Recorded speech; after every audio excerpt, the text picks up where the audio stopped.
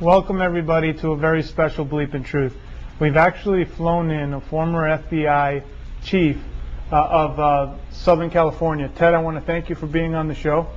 And I see a lot of times on shows where they cover conspiracy theories and they'll have a lot of things they talk about. But today we have someone that was in the FBI. He was personally hired by J. Edgar Hoover himself. Ted actually brought in his FBI identification when he used to be an FBI agent.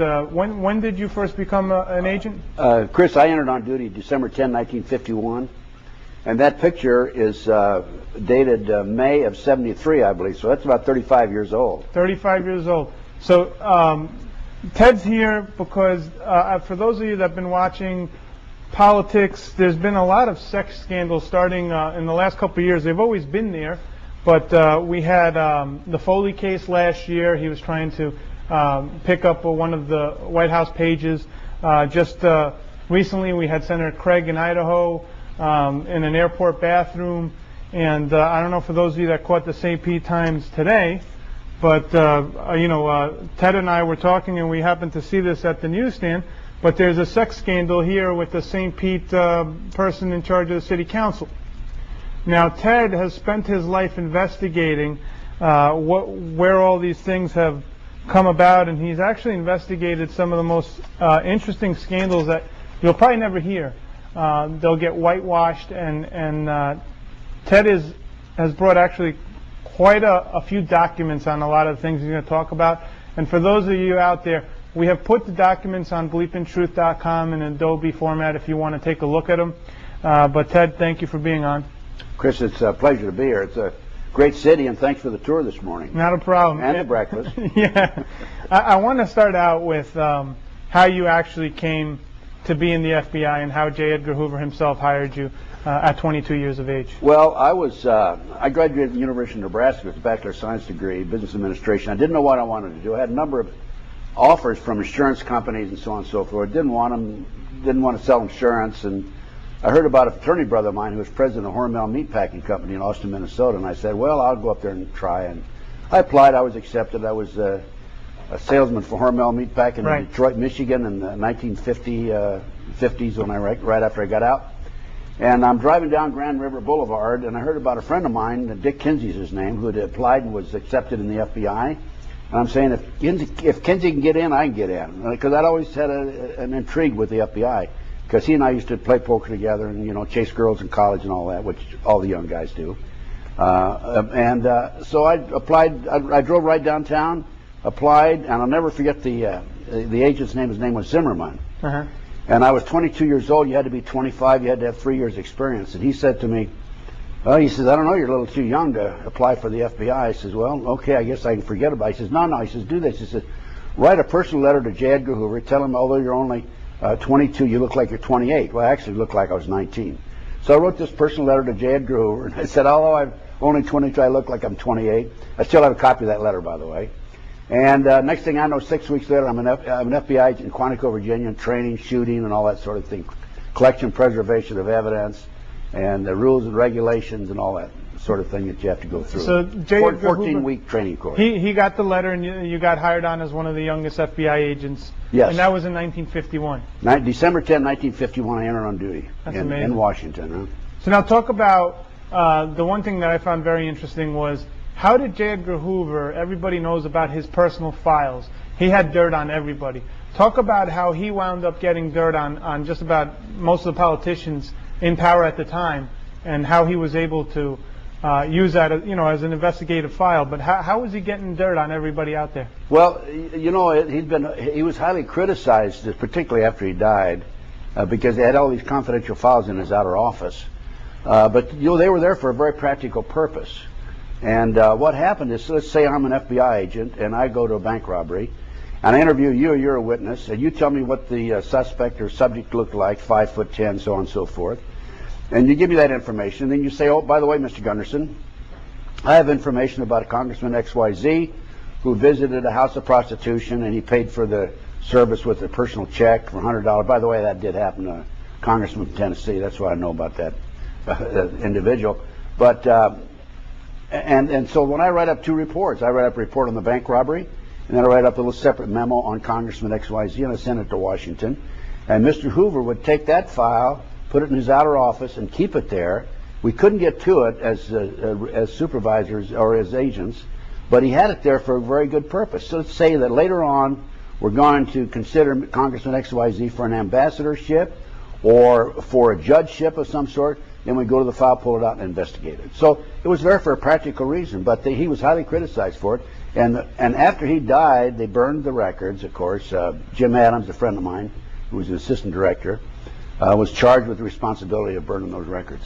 So now in your tenure with the FBI, you were there 27 years. 27 plus years. Now talk about, I know one case where in Philadelphia there was a terrorist hijacking, I believe? Hijacking. And what was your role in that? Well, I arrived at the airport about 8:30. They'd taken over a flight, National Airlines Flight 496 from Miami to Philadelphia. And they were on the outer runway with 113 passengers, 7 crew. It was a 727 Boeing. And I arrived there about 7:30, 8 o'clock, I guess. And I talked to Joe O'Neill, who was commissioner of police. I said, Joe, you and I are going to work together. So Joe and I each put on bulletproof vests. I said, Joe, let's try and get on the plane and talk to these individuals, see if we can talk them out of it. So we got in a car and we were driving down the runway, heading for the plane. All of a sudden we look up and here's the plane's coming at us. They saw us coming, I guess. And the plane came down, took a 90-degree turn, and it stopped. And so we turned around, went back over there. And what happened is the pilot jumped out the cockpit window once he stopped because they were running out of fuel. And we found out later that the skyjackers wanted him to take off, and because you know, they're trying to get out of there, I guess. But he didn't have enough fuel to take off and turn around and come back. The plane would have crashed. So he was actually a hero. We didn't know at the time.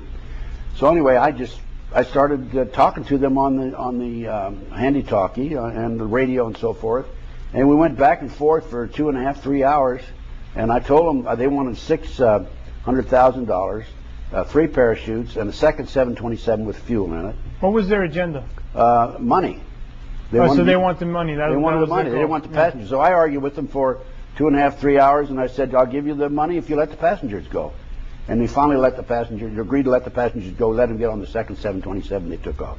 They were later, they had to make an emergency landing in Texas because they did run out of fuel, because they left the engines running while I was negotiating with them. And they negotiated in Texas for 9 hours and finally gave up, and ended up getting, one got 50 and one got 60 years. Wow. So now you probably in jail today. So you had a storied career, and you also you were in charge of Southern California. Is that correct? Most of Southern California. I had 16 offices under me, and I had 3 special agents in charge. I was a senior special agent in charge. I actually replaced an assistant director. They changed the title in the field then. And we had 24 supervisors under them. I had over 700 personnel and $22.5 million budget, yes. So you, the way I understand it, at one point when J. Edgar Hoover had passed away, you were actually invited to interview for the job as FBI, overall director of the entire FBI. I was interviewed in 1975 in Dallas, Texas for the job, yes, for the director's job. And why did they hire an FBI agent overall? No. Why did they not hire an FBI agent you'll have to ask to head the Federal Bureau of Investigations? Well, that's the presidential appointment. You'll have to ask the president that question. But they didn't want another Hooverite, and I was basically a Hooverite. Hoover had been in the FBI, head of the FBI for 48 years. I served under him for 21 years. He was a great man. What was he like when you'd go into his office? Well, he sounded like a machine gun. He'd start talking. All you could do is just nod your head up and down or backwards or whatever you want to do. And his desk was elevated, and you always looked down. You were sitting down, you had to look up at him. Psychological situation. Kind of like what you have here, Chris.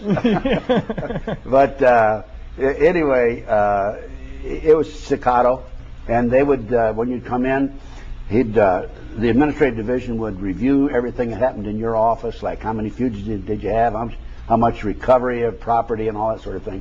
And then he'd go over that with you, and then he'd say, thank you very much, and you'd get up and you'd walk out. Now, being that you served under Hoover and, you were privy to a lot of things, did you know anything about JFK or RFK at the time? No.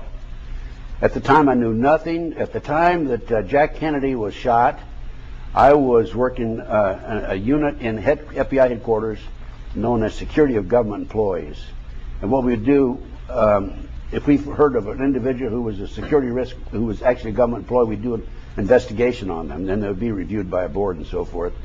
And then right after that, after Jack was shot and killed, I was transferred over to work special inquiry White House matters. And we had to investigate overnight like 1,500 people for the White House since Johnson came in and the Kennedy people left. And so you wanted background checks on everybody in the White House? Everybody, yeah. That's what I did after that for about 2 years. So you checked out everybody that was in the White House? Right. Did a background. And did they turn up clean? No.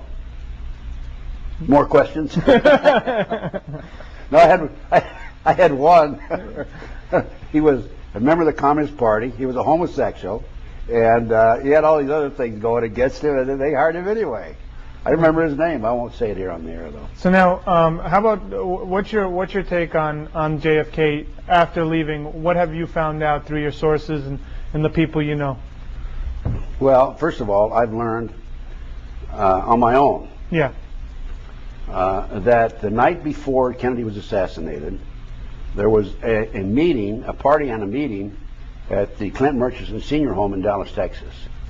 Clinton Murchison Sr. was a big oil man, very wealthy, a personal friend of J. Edgar Hoover, by the way. Mm-hmm. And in that meeting, in attendance, I know for a fact, was Lyndon Baines Johnson. His girlfriend, Marjorie Brown, personally told me that he was there. She was at the party, but she didn't attend the secret meeting afterwards. And when he came out of there, he told Margaret Brown, I think her name was, after tomorrow we won't have to worry about Jack Kennedy. He actually said that to her. I've got that on tape, by the way. I give away free DVDs. Right. So now let me ask you this.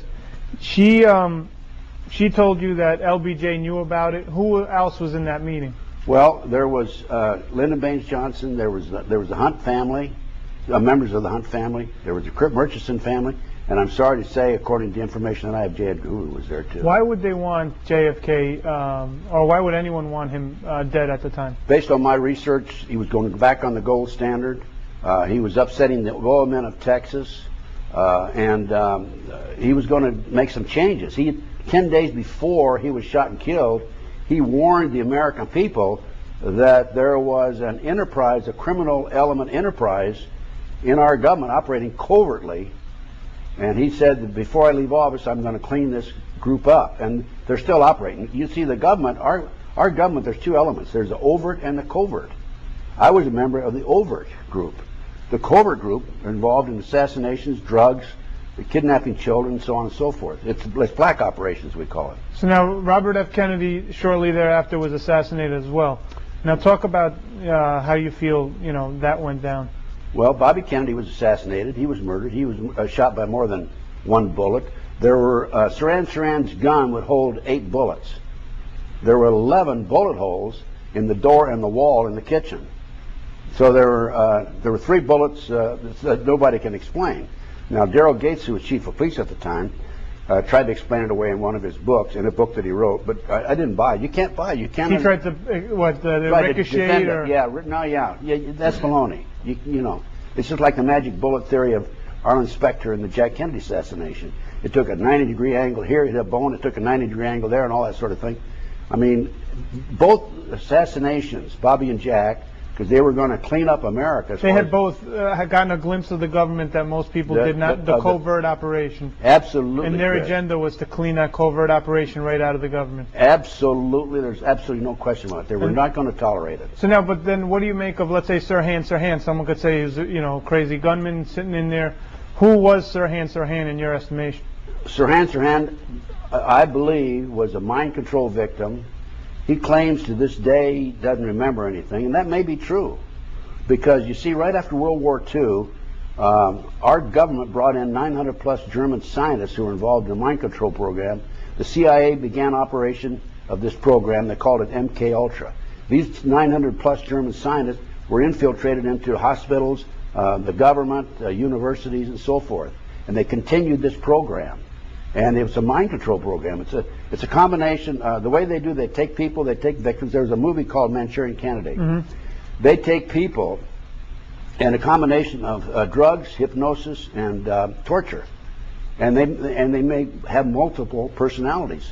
Well, more recently they had the Bourne Identity, where the guy was basically, he didn't even know who he was. Well, that's it. That's what the program is all about. You're talking about the movie. Yeah, but I'm just saying, it seems like the MK Ultra project. Do you think the MK Ultra project is still ongoing, or wasn't that exposed in the 80s? Oh, absolutely. They changed the name to. See, Congress investigated it in '78. Right. And they slapped him with a wet paper towel and said, "You quit doing that, CIA." And we said, "Oh, we're awfully sorry. We're going to quit doing it." Well, they didn't. And they call it, they got a new name for it. I can't, it's not off the top of my head right now. Marathon. It's called Marathon now. So now these are people that, do they take them from childhood, or how do they brainwash someone, from the military? A lot of the kids are from military dependents, and a lot of it dovetails into the satanic movement.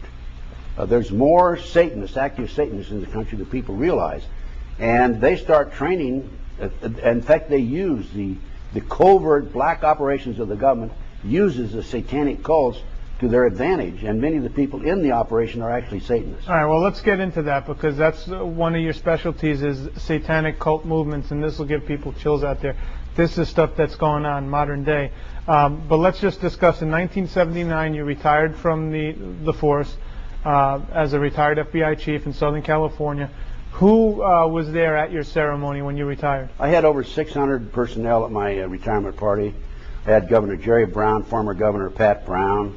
I had the Chief of Police, Darrell Gates. I had Sherman Block, the sheriff, and you also had a very popular, was it Red Skelton? Red Skelton was there, and he gave a little speech.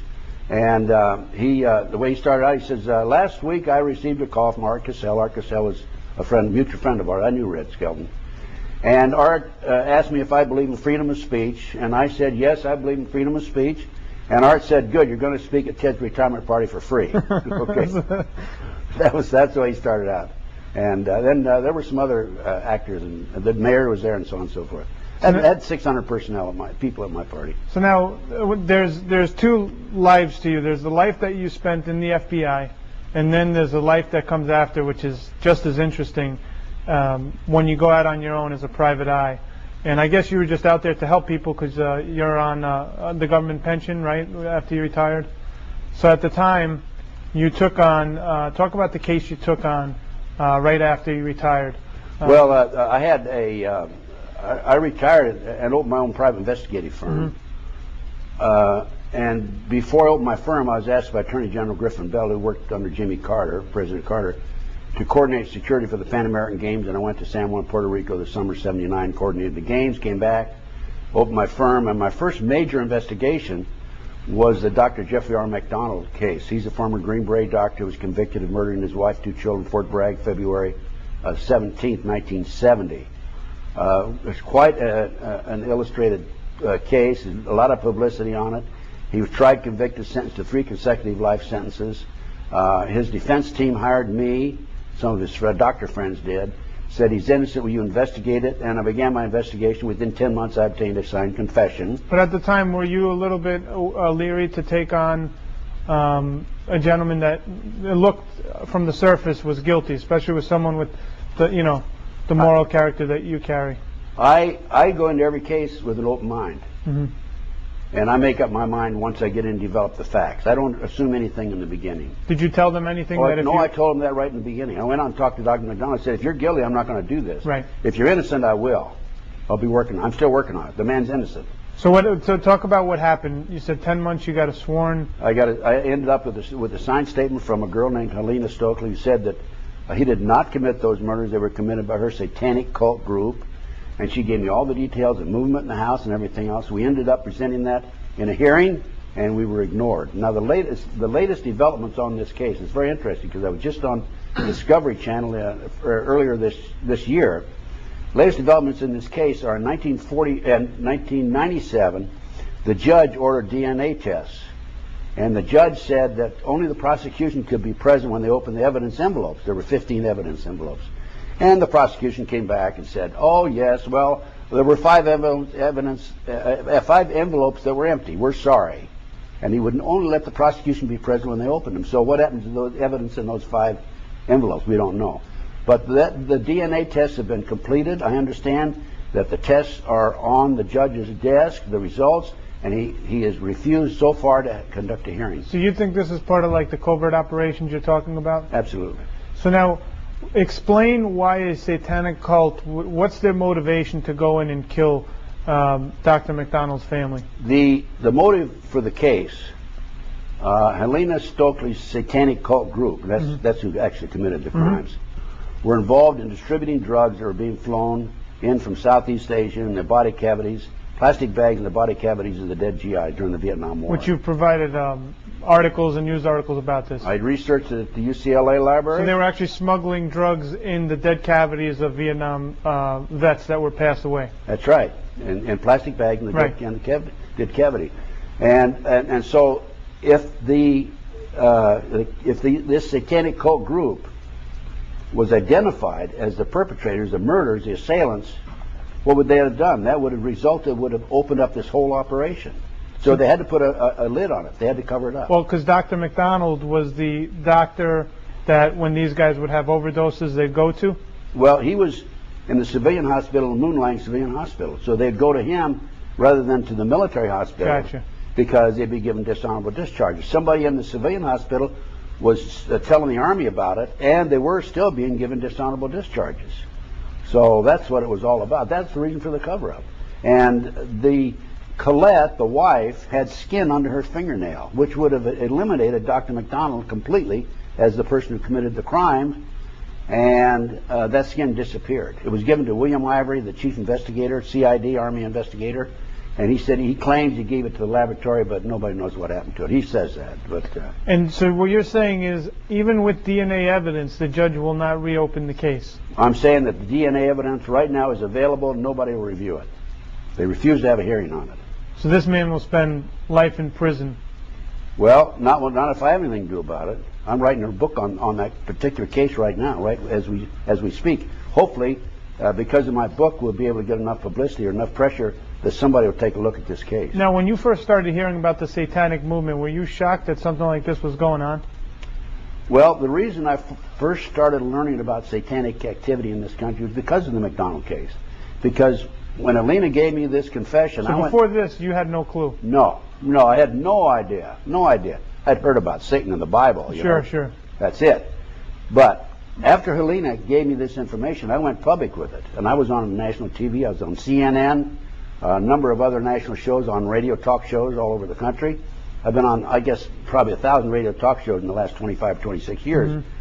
And people just came from all parts of the country to me. I was like a magnet, like a sponge. So anyone that wanted out of these satanic cults will come to you asking for help or just talking to you about it? People from the West Coast, East Coast, South, Midwest, they came and gave me the same basic story about satanic cults. So talk about what's going on with these satanic cults. Well, many of these people are multi-generational, meaning they were born into it. And once they're born into it, they have secret meetings, of course, and they worship Satan. They have human sacrifices, and they even sacrifice their own sometimes. They have what they call breeders. These are women who are especially impregnated so they can use the children or the fetus that are born for their human sacrifices. And based on my research, there's about 4 million plus practicing Satanists in America today, about 1.5% of the population. I derived that figure from a confidential source in the South Bay area of Los Angeles, where there's about 200,000 people. And I was told by an informant that there's about 3,000 in that area. Lincoln, Nebraska, about 200,000. I was told about 3,000 there by second source. Third source, Iowa City, Iowa, 100,000 population. I was told there's about 1,500 there. So if you project that figure, you're looking at 1.5% of the population of the United States. And they are involved in, according to another 3 different sources also, there's 50 to 60,000 human sacrifices per year in this country. Okay, but the question that people will tell you is, where do these human beings come from? Because obviously, you know, well, they have to be accounted first of all, they've infiltrated law enforcement. They've infiltrated prosecutors' offices. They've infiltrated the judicial system. They've infiltrated across the board our basic elements. They've infiltrated virtually every level of our society. So what happens is, first of all, they have their secret meetings. They oftentimes they're in underground. They have underground compartments in their home, chambers in their home, and it's all private. Nobody knows about it. And and then they dispose of the bodies through different means. They're experts at covering up their tracks. I've heard of them even putting them in vats with acid in them. So now, when we hear about like thousands of missing children going missing in this country every year, where do they go? First of all, the National Center for Missing and Exploited Children, which is an adjunct of the U.S. Department of Justice, and if you go to their website, the last time I checked it, they said there are 91 Americans disappear every hour in this country. It is estimated 85–90% are children. If you project that figure, talking about several 100,000 children a year disappear in America. And these children are being kidnapped off the streets, and I have documentation that an organization known as the Finders out of Washington, D.C. has, since the early 1960s, been actively involved in kidnapping children off the street. Okay. Now, unfortunately, as a result of some of my research, I learned through a U.S. Customs Treasury Department report that the Finders is a CIA covert operation. So why do they want these kids? What do they do? The kids are auctioned off. I talked to one of my sources, told me he's attended 6 auctions where kids were being auctioned off. He was part of the network, and there were as few as 6 and as many as 36 children that were auctioned off. They were each auctioned off for up to $50,000 each. The children are ages 2 to 21, boys and girls. They put a label, a number around their neck, tie a string around their neck and put a card with a number on it. They bid. They put them up on a stage. They bid on the number. The kids come out. They put them in an airplane. There's one base a small field about 50 miles out of Las Vegas, Nevada, which is where some of the auctions are taking place. Put them on an airplane. Kids leave. They disappear. And the kids are all doped up, of course. They put them in campers. The kids are, once they're in the camper, they dope them up. They're sleeping. If the police stop them, they say, "My kid's asleep. Leave them alone," and all that sort of thing. And they use these kids for sex slaves. They use them for body parts. And they use them for their sacrifices. All right, talk about the case that you had discovered where they were bringing kids into the White House. You're talking about the Jeff Gannon case. Well, no, I'm talking about they were shipping them in during the Reagan administration. I believe you called that the Franklin cover-up. Okay. You're talking about the Franklin cover-up? Yeah, talk about the Franklin cover-up. Well, in my travels, quote, end of quote, because of my work and the fact that I've gone public with it, as I told you a few moments ago and as we discussed, people come to me with a lot of information. So as a result, I've been involved in a number of very sensitive investigations. And the Franklin cover-up is one of those investigations. And the Franklin cover-up, there was a savings and loan in Omaha that was catering to the minorities. It was being operated by a fellow named Larry King, a black man, who was high up in the Republican Party, not Larry King Live, of course. Right. And he was they had like a $40 million shortage. The FBI and the IRS raided him because of the shortage. And there was publicity in the newspaper. And 80 children came forward as a result of this picture that appeared in the newspaper of Larry King and said, "Mommy, that man molested me." Okay? And as a result of that, that initiated the investigation. And I was called in the late 1980s to be actively involved in it, along with the former state senator John DeCamp, who's a very good friend of mine. And he has a book out called The Franklin Cover-Up, which goes into detail of this. And we found out that the children were many of the children were being taken out of foster homes, orphanages, and Boys Town at that time. I don't know if it's happened recently. So they're getting these kids out of orphanages and foster homes, Boys Town, and what were they doing with them? They were driving them from Omaha to Sioux City, Iowa, 184 miles away, placing them in private jets, flying to Washington, D.C. for sex orgies, and with politicians and congressmen, senators in Washington, D.C. at Larry King's mansion. He had a house there, and they'd have they have parties. And I've talked to the official photographer, Rusty Nelson. I took a statement from Rusty, and they would have a party of a regular group of people, and then the legitimate, honest people, so to speak, would leave. Then they have a private party afterwards where they have these sex orgies with these children. And Rusty had a camera. He was charged with taking pictures so they could blackmail the congressmen, senators later, of course. And also he had access to the White House. This is the Reagan-Bush administration. And unknown to the group, the Larry King's group, Rusty put his own film in every once in a while. Of course, they would control the film that he took for them. He put his own film in there, and he had his own pictures. And there was an official investigator, Gary Caradori, former Nebraska Highway Patrolman, who was also involved before I came along in the case. And Rusty contacted him, met him in Chicago, and Rusty gave him the pictures of the politicians who were being compromised through photographs. He took off in his private plane, and it exploded in midair over Aurora, Illinois. And a farmer saw it explode. It was at night. And the plane came down, of course, crashed. The first one on the scene was a deputy sheriff. He saw the pictures. He started picking them up. An FBI agent came along, grabbed the pictures, said, "Keep your mouth shut." And I know that there were, in other words, Rusty Nelson gave Gary Caradori the pictures that were the smoking gun in that case of the politicians themselves involved in sexual exploitation of children. How high did this go? Like how high? Went up to the White House. There were headlines in the Washington Times. Yeah, just for people out there watching this, Ted provided us with actual news articles and quite a few documents. So we put it up on the bleepingtruth.com for all to actually see the documents. We've already activated the link. So if anyone finds this hard to believe or hard to swallow, there are news articles that he's given me, and we put them up there for all to see. So now, talking about the Franklin cover-up, you also investigated a preschool in California, the McMartin Preschool. And I'd like you to set up the situation, because what was going on there was preschool kids complaining or telling their parents that they were getting molested at preschool. And then there was an investigation. Tell us what happened when you picked up this case. Well, this is another huge cover-up, by the way. What happened is, back in the early 1980s, a little baby came home. See, the preschool, of course, the parents would drop the kid off in the morning, pick him up in the afternoon after they came home from work and all that sort of thing. The mother noticed blood in the child's diapers and started checking into it and found out that the child, in her opinion, had been molested at the McMartin Preschool in Manhattan Beach, California. A number of children did come forward. They had a trial.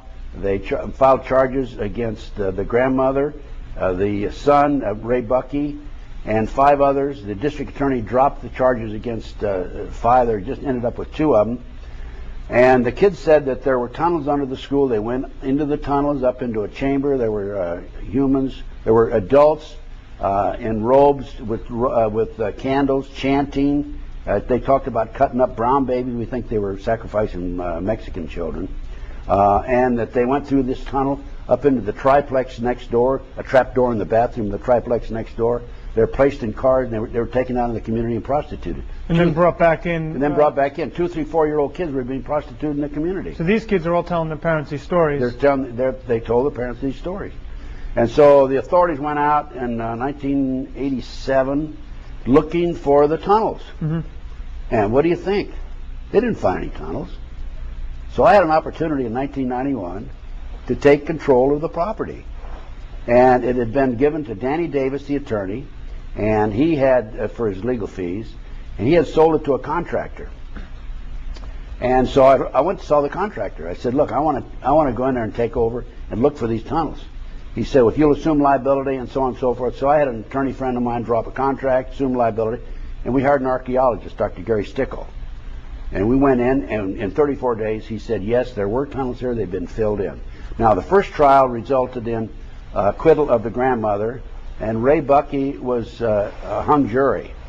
We were in the middle of the second trial when we found the tunnels. I called the DA's office, and I said, send an investigator out here, send somebody out here. We have tunnels here. We can prove there were tunnels here. So they sent an investigator named Perez, and he came out. He got out of the car. He said, what do you got? I said, well, Dr. Gary Stickle's inside. Go on in there and talk to him. I'll be in there with you. He said, no, I don't want you to come in. I said, well, why not? He said, you're too argumentative. I said, no, what do you mean too argumentative? So I went into the meeting, and he's in there. He went in, and he tells Dr. Stickle that there are no tunnels there. Dr. Stickle had said there were tunnels there. And this guy was from UCLA, Dr. Stickle, the He was an archaeologist? archaeologist. He had a doctor's degree. Right. And what happened, the tunnels have been filled in with debris or with dirt from another location. So you could see, if you take a knife and cut right through the ground, you can see where the natural soil was compared to the soil. Did you find any evidence in those tunnels? Oh, we found all kinds of evidence. What did you find? We found like 2,000 animal bones in there, and artifacts. We found vases, and all kinds of information. Did you find anything from the kids? No, no per se. No, nothing that would tie it into the kids. But we found the trap door. No magazines, no nothing of that nature? Nothing like that.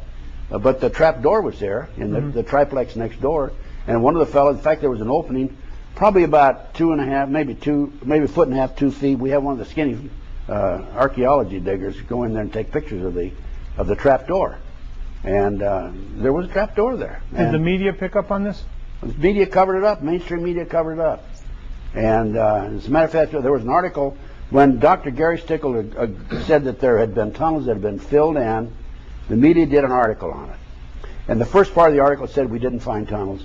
The last part of the article said we found tunnels. The trick that the media uses, because most people, they read just long to see if the tunnels were found, then they don't read anymore, as you know. We talked about that last night. Sure. Or this morning. There were tunnels there. We found them. We presented them. Now, the reason for the cover-up, this trial was 2 years, and the first trial lasted 2 years, okay? The second trial, I don't know how long it lasted. It didn't matter because it was covered up too. What was the reason for the cover-up? The reason for the cover-up, because it identified actors, professional baseball players, professional football players, politicians, the son of the most prominent politician in Los Angeles. It was cover-up, another major cover-up, just like the McDonald case. So when you talk about satanic activity, they're, in your estimation, they're connected through the highest levels of society. Absolutely, absolutely. The satanic movement in this country is permeated into every level of our society. You can't tell. You get on a bus, or I give a lecture, and there's going to be a few of these people in there. The government informants are going to be in there for sure. And they're going to be, you can't tell them from you or me or anybody else that's straight. Now, assuming you're straight, and I know you are. Yeah. Now, from all of your investigations... I'm kidding you, Chris. Yeah, I know you are. But from all of your investigations and whistleblowing, aren't you afraid, if these groups are out there, aren't you afraid for your life? I've had problems, security problems. You want me to go into more detail? Yeah, you've had people come after you? Well, yeah, I started out, and the FBI had 3 investigations of me. And I know because I filed a Freedom of Information request, and they got it back. And the bottom of the report say that Gunderson considered armed and dangerous. They forgot to add with knowledge, okay? And so I had 3 investigations of me. And then after that, you had we have the news article up there when they shot through your office. Oh, I had my window shot out. Yeah, October 15th, 2003. I was standing by the window, about a foot and a half or 2 feet from the window, and somebody shot the window on the 2nd floor. Yeah, I've had my window shot out twice at me. And I'm assuming you've been followed. You've been. Oh, I've had the whole night. After the investigations, I had a gunman waiting for me on at least 3 occasions I'm aware of, and I don't need to go in detail. We don't have time here. But I did go into detail with you, I think, earlier about that. I had the FBI put a girl on me named Pam Fawcett. Talk about who Pam Fawcett is. Pam Fawcett was, I was working with F. Lee Bailey on a case, and she was trying to do some work on behalf of Bailey's defendant of a drug manufacturer in Central California. Mm-hmm. And she went to Bailey, actually Ken Fishman, who worked with F. Lee Bailey on his staff, and said, how can I help? And they came to me, and I said, well, let's see if we can put her in. It was a federal drug case. I said, let's see if we can put her in with the locals and see what she can find out. So I tried to run a sting on law enforcement, okay? Nothing illegal about it. So I put her in with the locals, and what I didn't know is the locals and the feds were all working the case together. So she was in with them. So she was in with them and didn't know it at the time when I put her in there. And so she called me one day. She says, you know those drugs that I planted on it was a key witness against Bailey's client. I planted on so-and-so. What I did, I just want to let you know he's been arrested. So they're trying to say that I told her to plant the drugs on this key witness, and if I'd agreed to that on the telephone, said, yeah, Pam, they would have come and arrested me. What did you say? I said, no, I didn't tell you to do that. And I hung up the phone, called the police. I said, if you arrested this person, it's a bad arrest. Because otherwise, I'd have been committing a crime myself. So they were trying to entrap you and put you in jail. They were trying to entrap me, absolutely. So they tried to use her to set me up to do something to me, to put me in jail. I got a signed statement from her. So now the one thing... And then let me finish now. Yeah. So then after that didn't work. So what they did is they put a guy named Stu Webb out, who was an FBI informant, and tried to get him to put information out about me, disinformation. For example, like he's put out on the internet that I was kicked out of the FBI for practicing satanic ceremonies in the federal building, and just absolutely unbelievable. So what they do is they sling the propaganda machine at you. So instead of trying to do anything to you or arrest you, if they can't do that, they'll just discredit your name and smear your name. And it's worked. And it's worked because people start believing that. So a certain percentage of people believe it. Well, they don't want to spy for the government, for example. Right. Well, they don't want to believe in, I'm assuming, satanic cults. That's one of the reasons. Do you know what I mean? So that it's easier to believe that. Yeah. you're. And then the latest thing, Chris, is I was living in Las Vegas, and a year ago last May, I was being poisoned.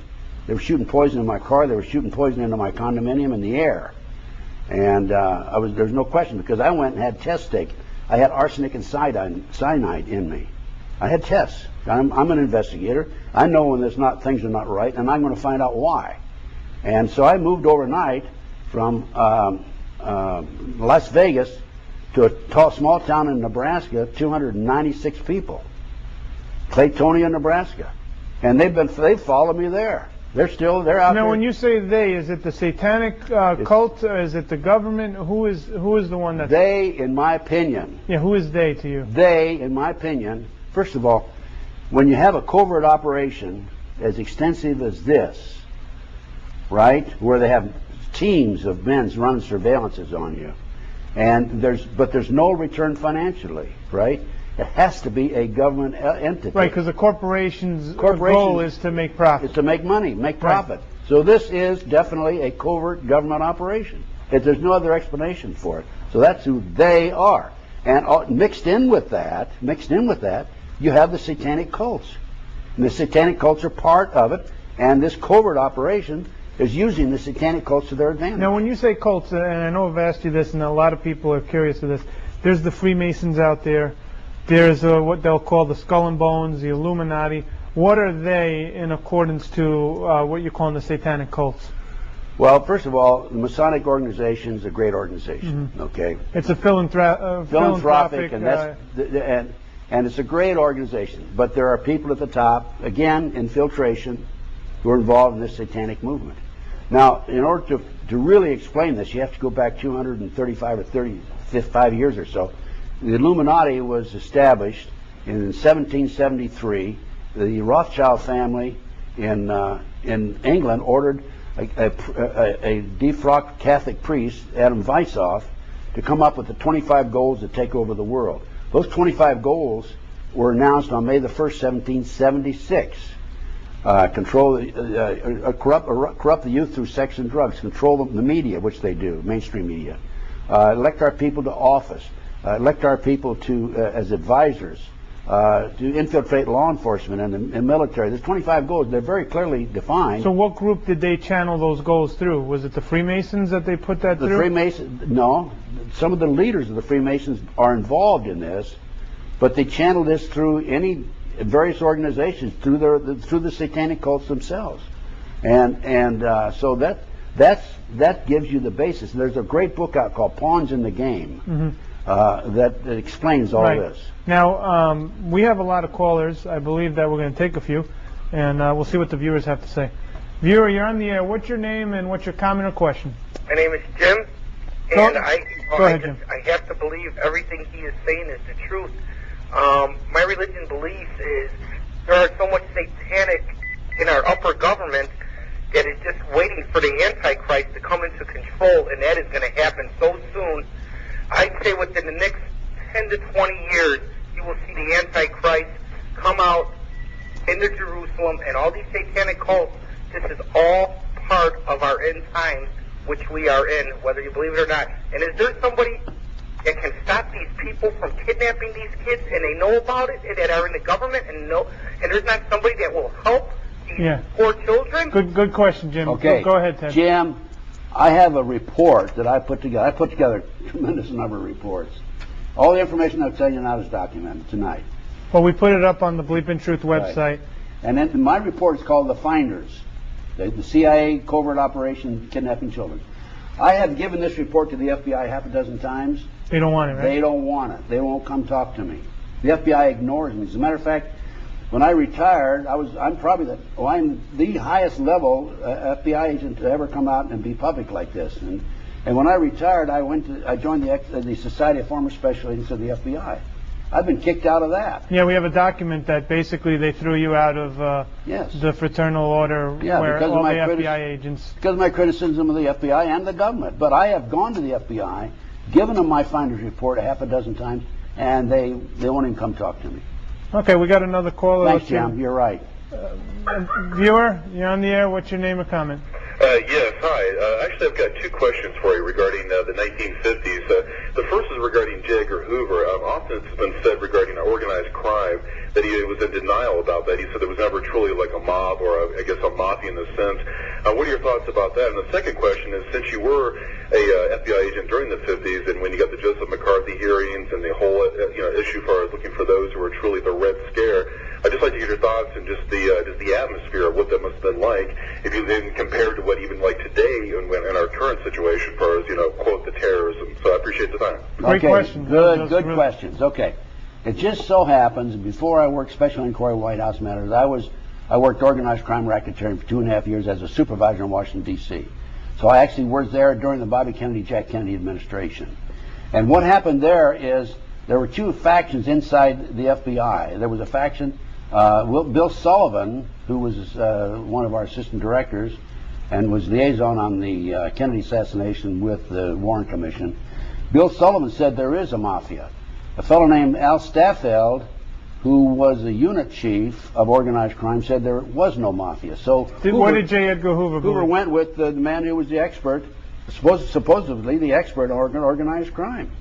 And so he took this information under consideration, and based on the fact that even there were two factions that were in disagreement, he went with the first faction, with the second one actually, which is there is no mafia. There is no mafia. So he took that belief. He took that belief, but then we had 56, I think it was, Appalachia, and the mob all met in Upper New York, and that's when the whole thing broke open. So Hoover was look, when you get in a position like that, I had over 700 personnel under my command.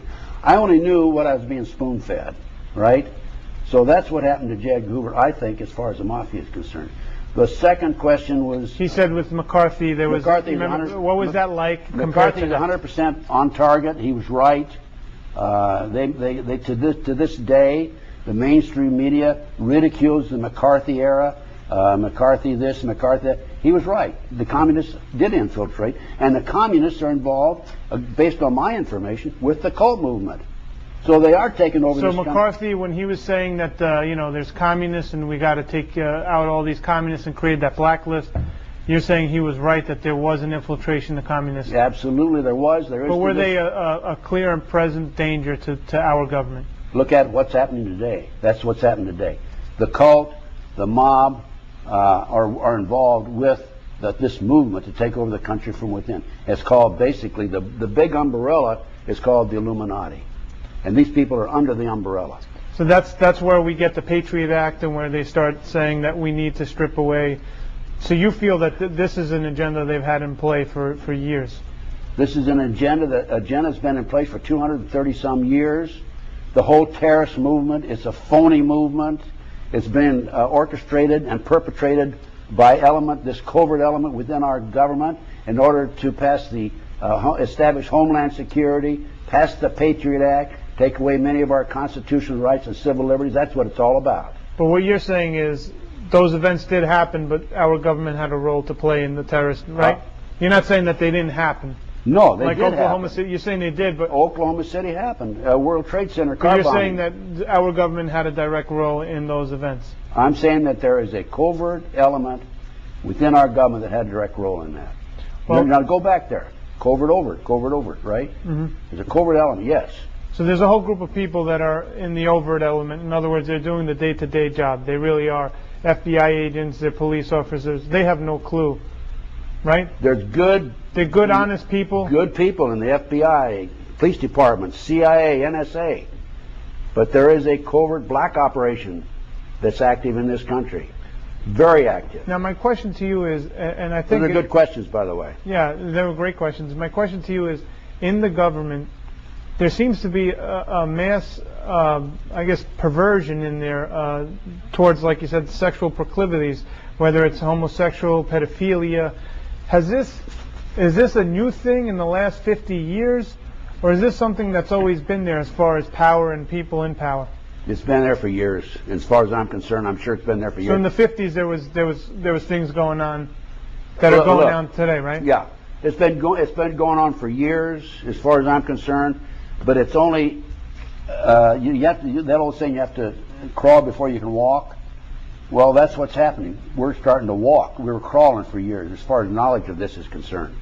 Now we're starting to walk. Pretty soon we're going to be trotting. Pretty soon we're going to be running, because people are learning more and more about what's going on.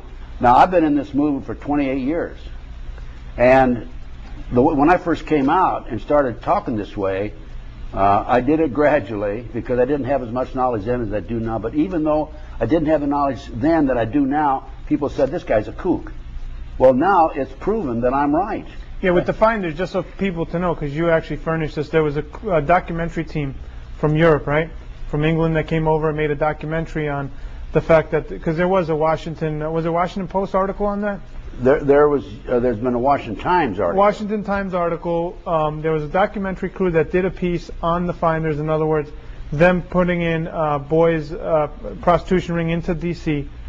And what happened was, and we actually have the TV Guide schedule you had given us. We put it up on the website, where they had the actual documentary in there on the Discovery Channel. This was in '92, I believe.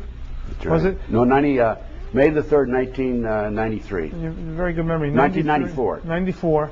But then what happened was they changed the program schedule real quick, and then they put some animal show on there. They wouldn't put the finders. What happened in that interim? Why was the Discovery Channel not allowed to play that documentary? Well, what happened? Certain members of Congress allowed. They're going back to the Franklin cover-up case now. The kids being used as toys for their sexual exploitation in Washington, D.C. Mm-hmm. What happens is this camera crew came over from Yorkshire TV in England for 7 months. In fact, they interviewed me and John DeCamp and so forth. Mm-hmm. John DeCamp's a hero, by the way. He's a Vietnam veteran. He's a hero. They were going. It was scheduled to be aired on May the 3rd, 1994. Listed in TV Guide. At the last minute, certain members of Congress found out about it. They threatened the cable industry with legislation, and they pulled it off the air. They didn't put it on the air. So for this one show, they were threatening their FCC license, and they had to pull it off their program directory. Exactly. That's exactly what happened. Now, what I did, I ordered a copy of that guide. It was in there at one time. Sure. I ordered a copy of that guide. It's no longer in there. They reprinted the whole book, obviously. So what I did is I went to the LA Times TV Guide section for May the 3rd, 1994, and it's listed. I went to the Philadelphia Inquirer on the East Coast through a friend of mine. We got it up right now for people to see. And it's listed. Right. Conspiracy is silence. So, that's how powerful these people are. Here's your documentation. So now we're getting towards the end of this. Why do you do this? Why do you go on radio stations and programs? Why do you tell people about these things, especially when it endangers your life? And at the same time, people, you've been excommunicated by your fellow FBI agents. Why do you go out and spread the word around the country? And also, you still help on cases around the country. Lawyers fly you in, and wherever you could help someone, you do. Why do you keep doing this at 78 years of age? I have a conscience. I'm a Christian. I care about people. I love my country. Love my family. I have the training and the experience, and I have the knowledge in order to make this public. I've given up golf. I've given up everything in order to become involved and wake up America. I'm doing the best I can to wake up America. As I said earlier, I give away DVDs. I give away information, and so that's what I'm doing. I use my retirement money to become involved in these issues. I've got $17,000 in the McMartin case. I've got $30,000 in the Jeffrey McDonald case. I had a young black girl kidnapped off a bus bench in L.A. Patty Franklin by LAPD cops. They took her out and gangbanged her. I put $25,000 in that case, and it just goes on. I get my money. I donate my retirement money to these causes. Is what I do. So now we're down to the last 5 minutes, and you've had a lot of interesting experience happen throughout your life. What are some of the things that really stand out throughout your career in the FBI? In the FBI? Mm-hmm. Well, I've had several interesting experiences in the FBI. We had advanced information about a bank robbery in McEwen, Tennessee, a little old country town.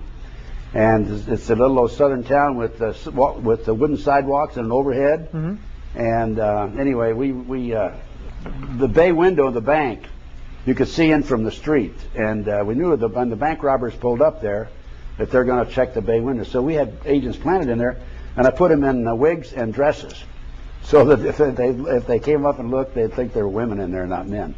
We were waiting for them, and long story short, they didn't come in on us then. We found out they came in later. We did get them out in the woods where they were hiding, because they dumped the evidence out there and went on. So it's a lot deep. That was kind of an interesting experience. We had a shootout in a parking lot in Memphis, Tennessee, near the airport, involving 3 bank robbers, and they'd taken some bank robbery.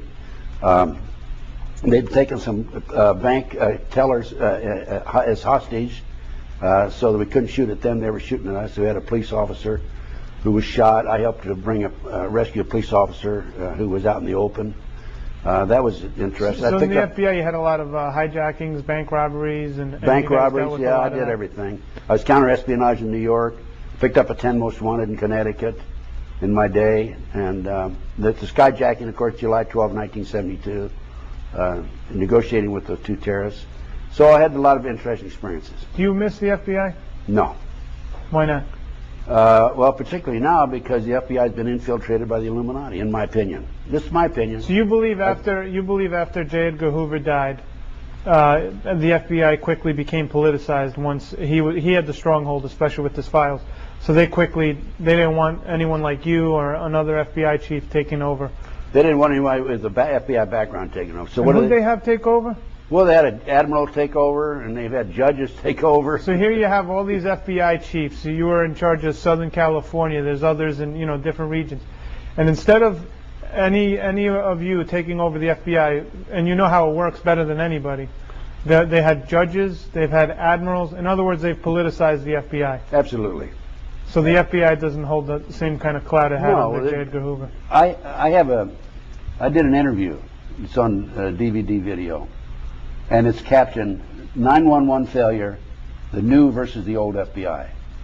The new FBI has nothing that they can offer in the way of what we offered. The old FBI had integrity. We had integrity.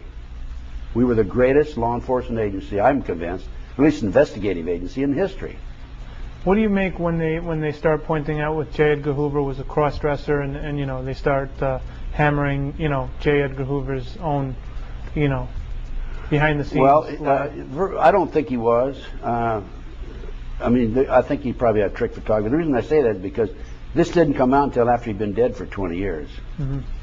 And they said that the person that actually originally brought it out was questionable. Her character was questionable. She was the heir to a liquor fortune.